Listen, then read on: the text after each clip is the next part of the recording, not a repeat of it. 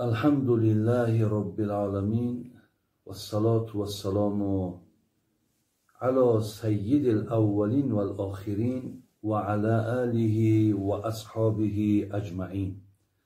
السلام عليكم ورحمة الله وبركاته. از الله مهربان خواهان او هستم که خدای مهربان مرادها و مطلوبها و مقصودهای نیکتان را برآورده گرداند و میلهای شما را، رغبتهای شما را به سوی دینش زیاد بگرداند و آن اجرها و پاداشهایی که در این گفتگوها، در این لحظه هایی که ما و شما میگوییم و گوش میاندازیم، خداوند در نامه اعمالمان نویسنده بگرداند. و از الله مهربان خواهان او هستم که خدای مهربان بعد شنیدن این سؤالها توفیق عمل کردنش را بر یکایک ما نصیب بگرداند. سوال دیگر: 4 دخترچه دارم. شوهرم شرط مانده است که اگر پنجمش بچه نباشد تو را طلاق میدهم. آیا من چی کار کنم؟ برادرای عزیز، باور کنین در این سخن وقتی کدام مرد همین پرینسیپ ماند، به نام خدای مهربان قسم در هر یک حرفش ای نزد خدا تو لعنت میشنوی. هر حرفش ده. این بسیار یک گناهی بزرگی هست. خداوند در قرآن خبر میدهد، اعوذ بالله من الشیطان الرجیم، در سوره مبارکه شورا هست، آیت 50: لله ملک السماوات والارض یخلق ما یشاء یهب لمن یشاء اناثا و یهب لمن یشاء ذکورا او یزوجوهم ذکرانا و اناثا و یجعل من یشاء عقیما انه علیم قدیر. برادرای عزیز و گرامی، ملک، زمین، آسمان همه از الله هست.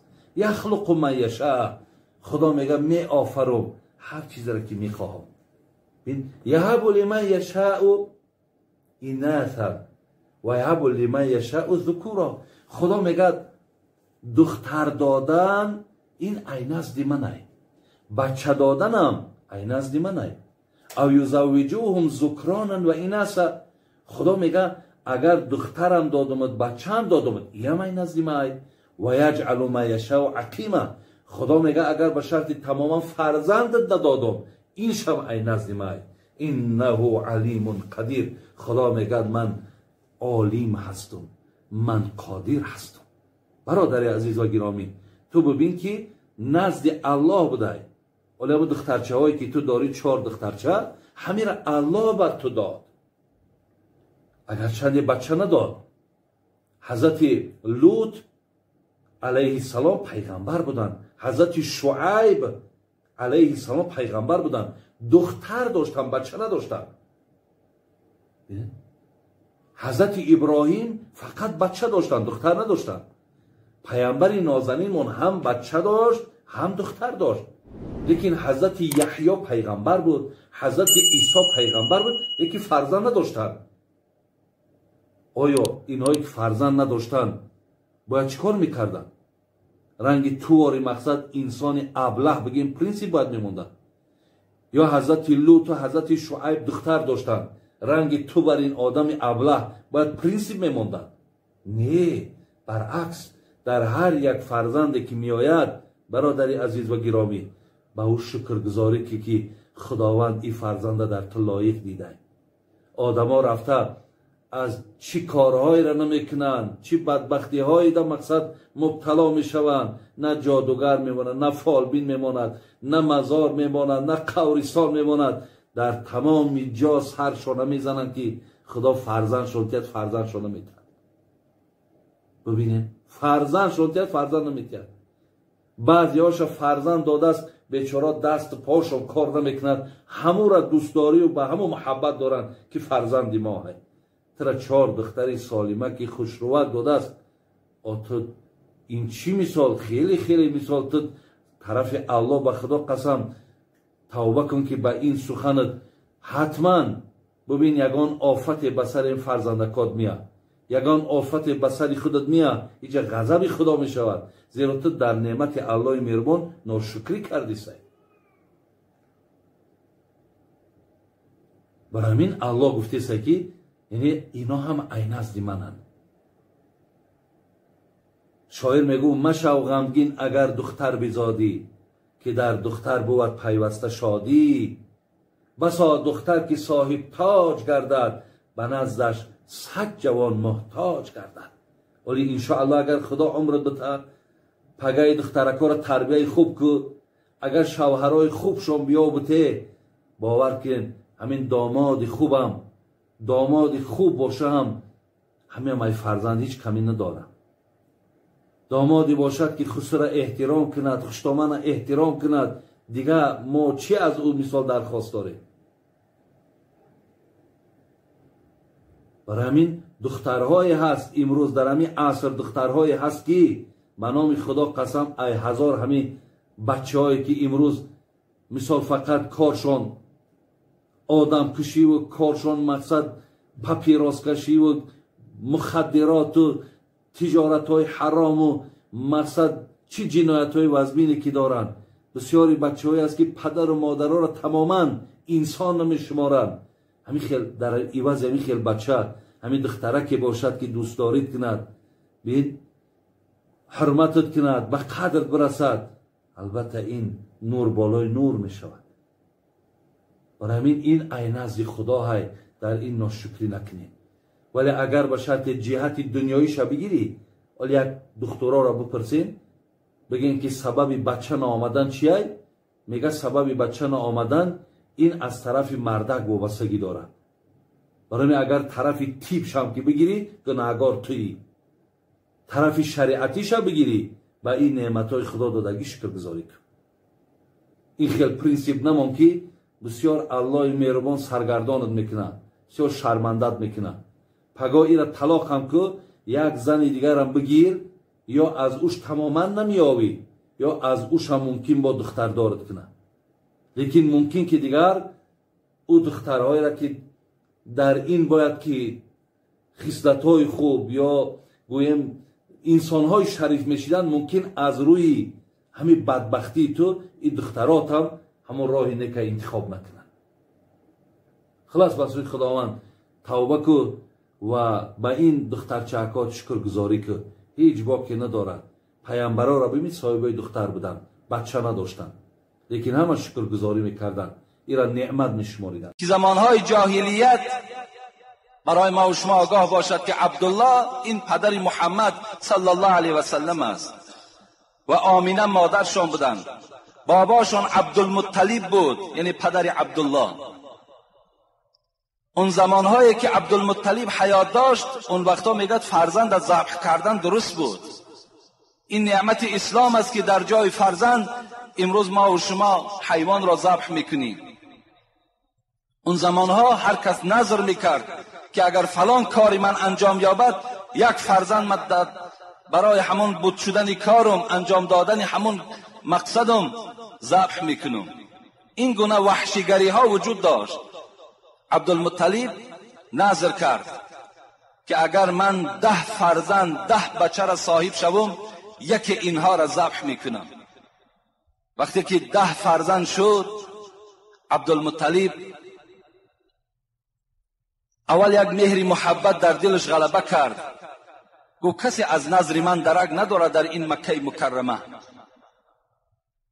بیا گفت اینا پوشیده میدارم. لیکن بسیار با وجدان که بود، معرخا میگویند و ذبح کردن فرزند که بسیار شهرت آدم بلند که میکرد، گفت نه، گفت این نظر را من نمیپوشم. آمد آوازه کرد، گفت من نظر کرده بودم که صاحب 10 بچه شوم، یکی او را ذبح میکنم. تمام مکه منتظر کدام روز عبدالمطلب از فرزندای خود یکی را ذبح میکند. آمد نزد فرزنداش 10 بچه را جمع کرد. گفت فرزندای عزیز، از آن جمله عبدالله هم در همونجا بود، پدر رسول اکرم. گفت من نظر کردم که اگر من صاحب 10 فرزند شوم یکی شما را قربانی میکنم. شما چی میگویید؟ عبدالمطلب میگوید من خواستم که نظر کنم کنی کدام اینها عکس العمل نشان میدهد، لیکن اینها همه تیار بودند، حتی که خودشان را پیشنهاد میکردند که پدر ما را قربانی کن. اگرچند که در قربانی کردن اونها ثواب نمیگرفتند، با سبب این عمل وحشیانه اونها راست دوزخ میرفتند، لیکن در همین دین باطلشان باز قائم بودند، مستحکم بودند. آمد نزد سردار مکه، قصه را کوتاه میکنیم که میگوید اون زمانها عبدالله پدر پیغمبر 24 ساله بود. آمد نزد همون سردار مکه، گفت این گونه نظر دارم. وی گفت فلان روز نامه های فرزندها تا می نویسی و در یک ظرف می پرتاید و از همون داخل دستش می دازد، می گیرد، نام کدامش که برآمد و ذبح می کند. چگونه ای که امروز بعضی جوانهای ما و شما لتا بازی میکنن، قمار بازی میکنن. این 10 نام نویسانده شد و در ظرف انداخته شد.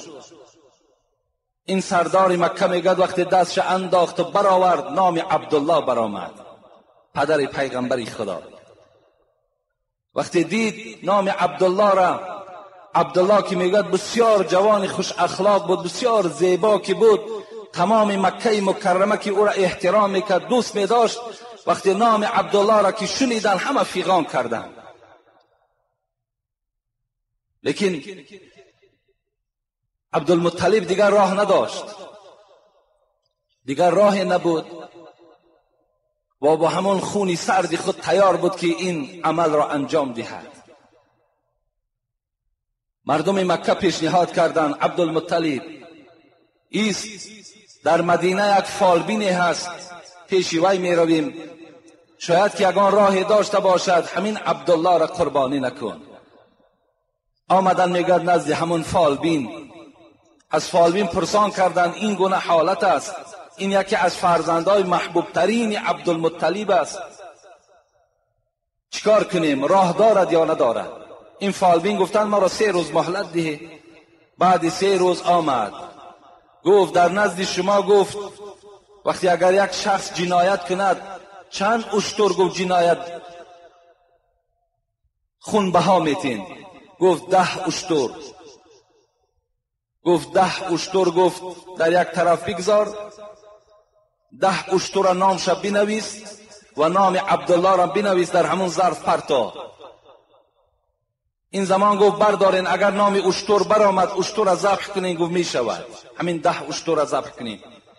همین حالت گفت اگر نبرآمد تا 100 اشتر را، گفت همین بازی را دوام دهید. بعد 100 اشتر هم که اگر نام عبدالله برآمد، این حالت عبدالله را قربانی کنید. میگوید همین 10 باره که در ظرف میپرتیم فقط نام عبدالله میبراید. 10 بار وقتی برداشتن که نام اشتر برآمد، دیگر همه مکه را میگه خرسندی فرا گرفت و مردم اون روز میگه چی یک توی کلانی داشتن و همه مردم میگه از خون، میگه از گوشت همه سیر شدن که 100 اشتر میگه عبدالمطلب برای نجات یافتن عبدالله قربانی کردن.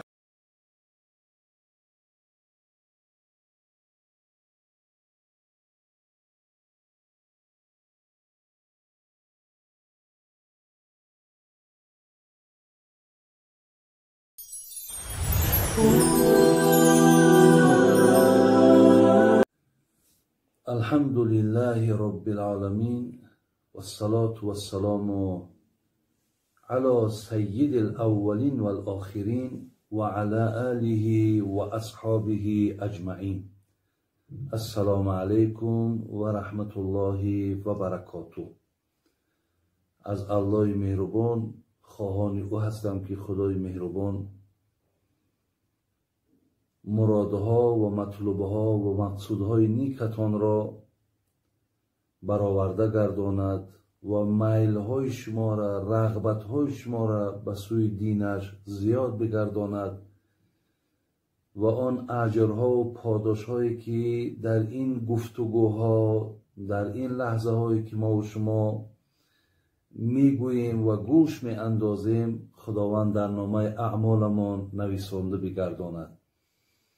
و از الله مهربان خواهان او هستم که خدای مهربان بعد شنیدن این سؤال ها توفیق عمل کردنش را بر یکایک ما نصیب بگرداند. برادران عزیز و گرامی، در نزد من یک چند سؤال هست منتظر جواب.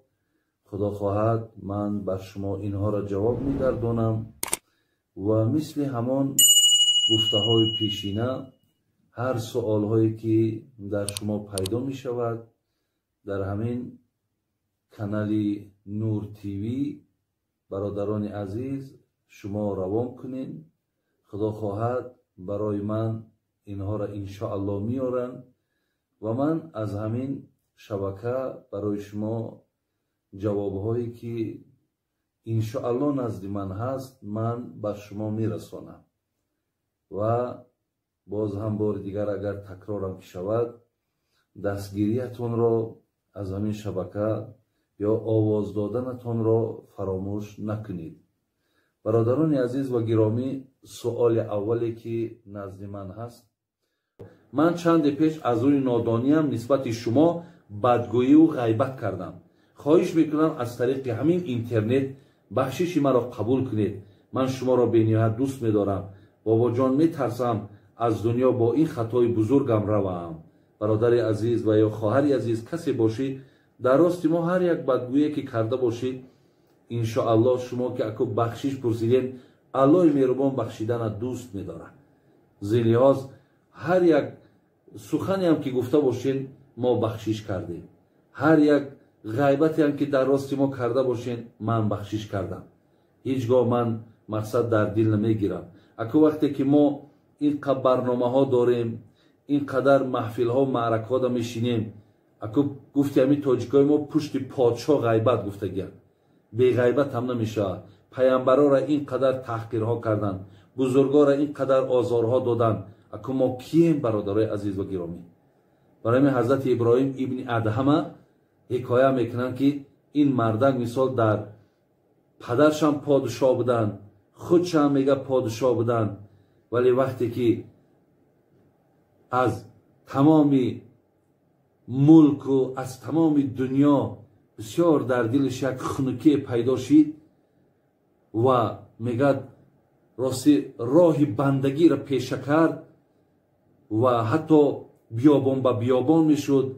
خودمان در مقصد شیخ میگن یا درویش میگن که میگه در پشتش یک قابچه پرتافتگی کو به کو میگشت. خیلی اینها مقصد باز به خودشون رازها داشتن، ذکرها داشتن. میگه به پیش بازار گذشت، دید که انار دید، در دلش بسیار یک ذوقی خوردن انار. همین ابراهیم ابن ادهم میگه نزد همون فروشنده آمد. ابراهیم ادهم از روی تقواش و از روی خدا ترسی و از روی آن که اکو ملک و مال همه را که ترک کرد و راه مقصد این طریقت که انتخاب کرد، در تمام زبان مردم سخن ابراهیم ابن ادهم بود، چون معروفیت و مشهور بود. و این سوداگر نشناخت که این ابراهیم ابن ادهم آمد پیشش گفت انا من پول ندارم، گفت شرایط ندارم. همون پاپوشکش برآورد یک کلوش کهنه، گفت اگر همین کلوش ما بتومد یگان دانک انارم نمیتی. این آدمی سوداگر میگه آدمی بسیار احساساتی بوده، آدمی غضبناک بوده است. فکر کرد که این آدم مرا مسخره میکند. میگه یک شته میگه یا دو شته میگه. همین خیل میگه زد ابراهیم ادهم او از پیش همون دکانش پیشش کرد. میگه نفرهایی که در بالاتر بودن شناختن که ابراهیم ابن ادهم دویده پیش این آمدن، گفتن شناخته می آدم که بگو نه، گو انا همین ابراهیم ابن ادهم. این آدم میگه بسیار خجالت شد، غمگین شد که من این خیل آدمی بزرگ، این خیل آدمی شریف مقصد با شته زدم. میگه از قفاش دویدن آمدن، انارها را همش در دستش گرفتن، گفتن مرحمت بگیر. گفت حضرت من شما را نشناختم. گفتن نه نه من دیگر مقصد قبول ندارم. لیکن گفت تو خیر بخشش کن که من پا دراز کردم این حال من چی می شود؟ گفت وقتی شتای دوم میزدی من شتای یکم بخشیدگی بودم، وقتی شتای سیوم میزدی من شتای دوم بخشیدگی بودم. الله من بخشیدن دوست می‌دارد. برای این انشاءالله برادران عزیز و گرامی ما هم از زمره بندگانی هستیم که هر کسی در حق ما هر چی میگوید اگر مثال بخشش پرسیده باشد، بخشش هم که نپرسیده باشید برادر از من شما را بخشیدگیم. هیچ یگان در دلهاتون یگان قدرتی هم یا یگان غمگینی هم پیدا نکنید. دیگر سوال، در نزد شخصی که سیگار میکشد بوی سیگارتش طهارت را میشکند و من هم در اونجا باشم گناهگار میشوم؟ اکو البته مقصد بوی سیگارتی وای طهارتی تر نمیشکند، لیکن حدیثی که من رأى منکم منکرا فلیغیره بیدی فإن لم یستطع فبلسانه فإن لم یستطع فبقلبه و ذلک اضعف الایمان. این پیامبر گرامی چی گفتن؟ وقتی شما یک منکرات شرعی را دیدین با دستاتون تغییر دین، اگر نتونستین با زبانتون گوین، اگر نتونستین با دلهاتون بعد ببینین. زلیاز اگر همو کاری نادرست است شما گوین که برادر عزیزم سیگار کشی ای نگاه شریعت نادرست است. جهت دیگر چین که با سلامتی تو بسیار خوف و خطری کلان دارد. اگر همینا را نگوید تو بعد گناهگار میشوی. دیگر سوالی که آمده است، از بینی دائما خون می رود طهارت میشکند، آیا هر بار طهارت کنم؟ بله، خون طهارت میشکند برادر عزیز و گرامی. از این لحاظ شما در هر یک نماز که را وضوی معذور میگن، یعنی طهارت عذرناک، یا اینکه مثال خون می رود یا پیشاب می رود یا باد می براید یا زخمی است که خونش می رود یا زرداب می رود، خلاص اینها را وضوها یعنی طهارت های معذور میگن. برای همین شما میتونین که هر یک نماز را طهارت نو کنین و نمازاتون خوانین. به خاطر این دردها نماز ای گردن شما ساقط نمیشود. سوال دیگر گفته است، برای مرد گردنبند و دستمانه نقرگی درست است یا نه؟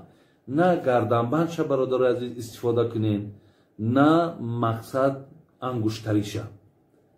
برای همین اگر چندی در انگشتری استفاده کردن شما گناهگار نمیشوید، ولی اکن مستحب شماریدن مجتهدای مذهبمان که اصلا همین انگشتری را در وقتهای پیش پادشاه ها به خاطری که مهر داشت پیچت داشت به همین خاطر استفاده میکردن. برای همین اگر ترکش هم که کنین یعنی شما گناهگاری ندارد. این معنی را ندارد که اگر من انگشتری نداشته باشم ترک سنت شده است. لیکن کسی هم داشته باشد اکنون ما حق ملامت و من کردن نداریم، لیکن گردنبند و دستبند و اینهاش برادر عزیز از نقره هم که باشد این نادرسته.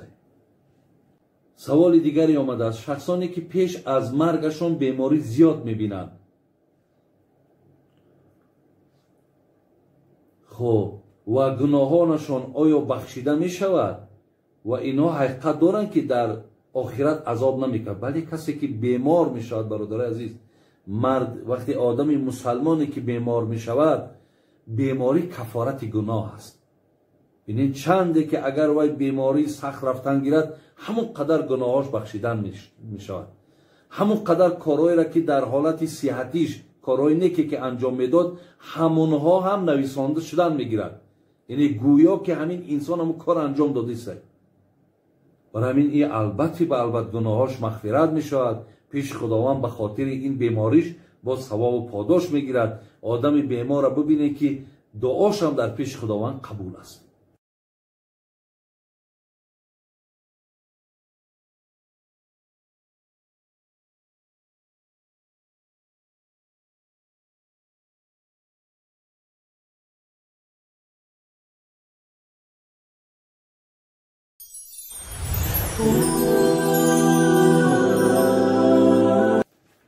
بابای حاجی میرزا، مردها زنی روس میگیرند و بعد چند جدا میشوند، این چی معنی دارد؟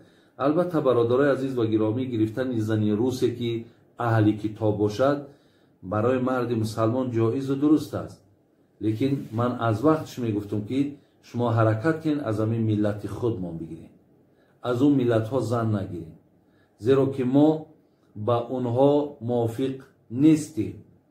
ما مثال او زنداری را که ما از پدرها و اولادها و شریعتمان آموختگیم، با او زنها مقصد ما او زنداری را کردن نمیتونیم.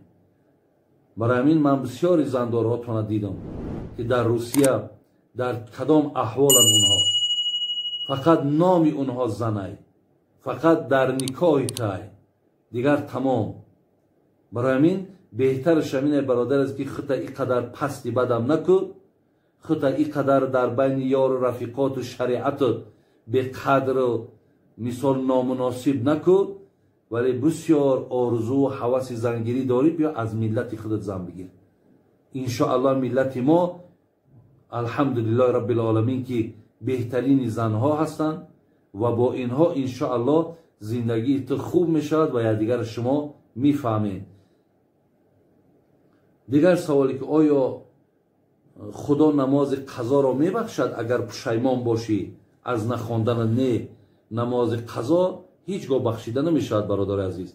شما وقتی که نمازهاتون قضا میشود حتما کفارتش ادا کردن شد.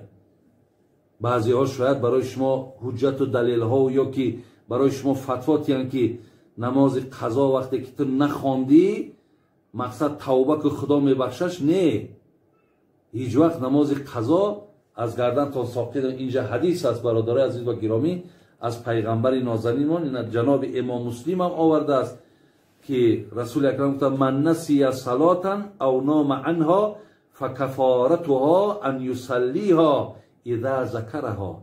پیغمبر گرامی گفتن هرگاهی که شما فراموش کردین نماز نخواندین، بین او نام یا خواب ده زدین و نماز ای شما قضا شید، میگه همین حالت چیکار که فکفارتها، کفارتش چیه؟ جبران همو چیه؟ ان یصلیها اذا ذکرها. هرگاه بیادت آمد برادری عزیز در حال میگه کفارت شمیه که تو نماز ادا کن، نمیگه که مقصد بخشیده میشه توبه کن. اینجا در حضرت حدیثی که امام ترمذی میارد، امام نسائی میارد از ابی عبیده ابن عبدالله ابن مسعود که میگه انا شغل رسول الله صلی الله عن 4 صلوات یوم الخندق. در غزوه خندق پیامبر برادر عزیز ببینید که میگه چی مشغولش کردن مشرکا، یعنی در همون غزا که اشتراک کرد 4 نماز میگه ای حضرت ترک شید. حتی ذهب من اللیل ما شاء الله، یک قسمت شب میگه گذشت. فامر بلالا، حضرت بلال را چی گفت؟ فاذن ثم اقام، بلکه اذان بگو اكو نمازایی را که ترک کردیم مقصد ای نماز پیشین این طرف خواندن بگیریم. فصل الظهر، اذان گفت، قامت گفت، پیشین خواندن. ثم اقام فصل العصر، بگو قامت بگو، با قامت بگو، عصر خواندن. فصل المغرب ثم اقام، بگو قامت بگو، با قامت با شام خواندن. فصل العشاء، بگو قامت بگو، با قامت هم با خفتن شون خواندن. یعنی برادرای عزیز نمازهایی که قضا می شود کفارت چون ادا کردن ای. از گردن شما این نمازها هیچگاه ساقط نمی شود.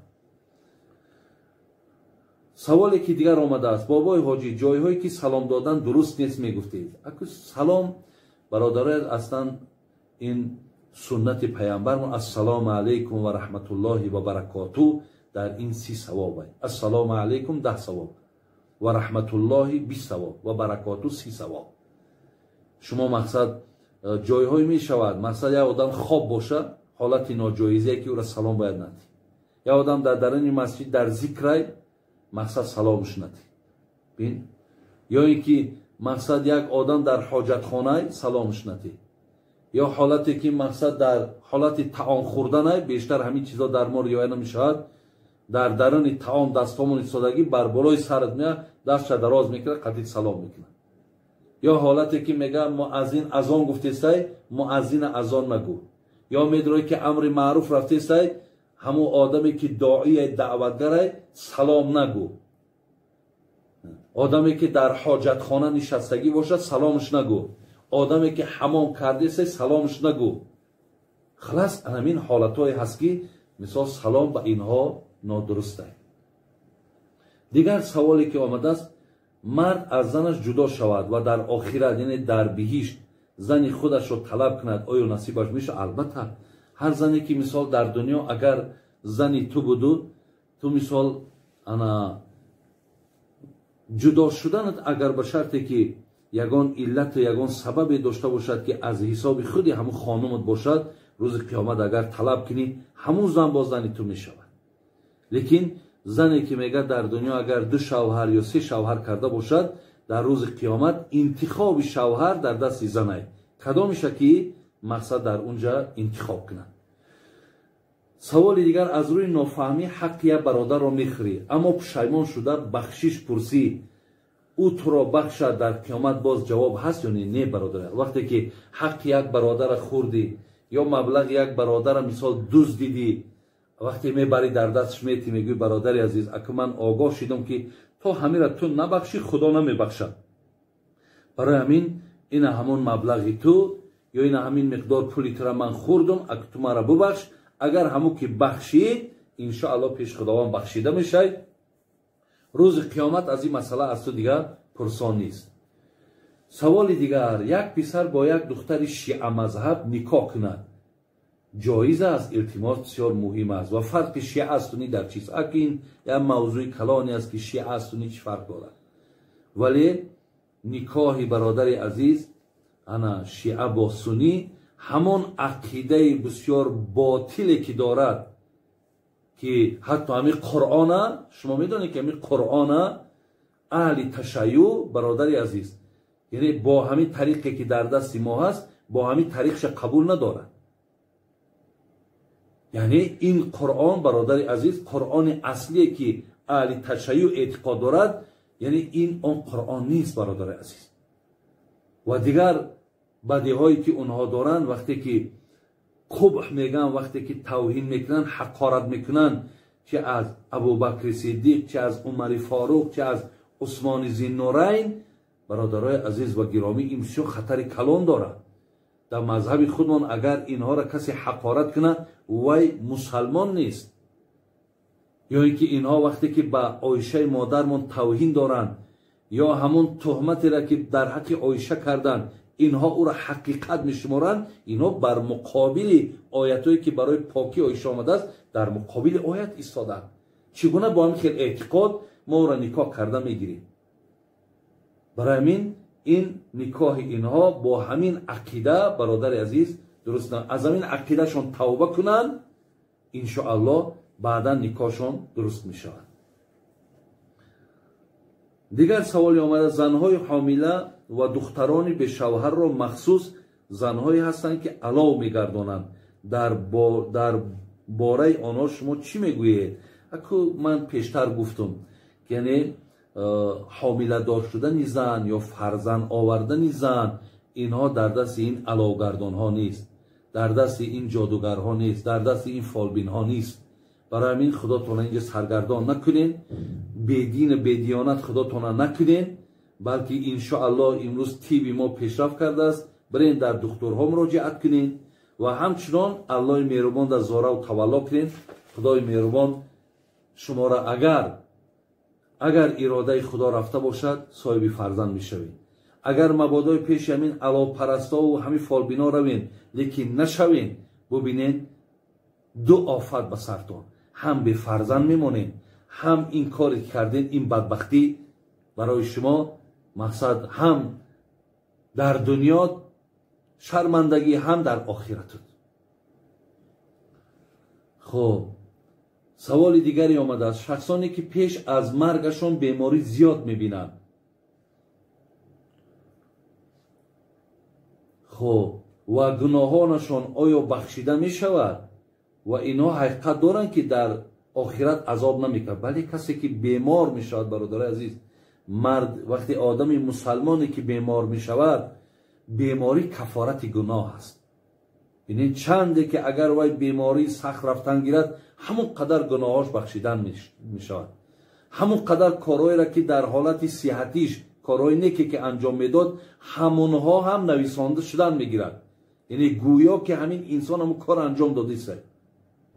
برای همین این البته به البته گناهاش مغفرت می شود پیش خداوند، به خاطر این بیماریش باز ثواب و پاداش می گیرد. آدم بیمار را ببینه که دعاش هم در پیش خداوند قبول است.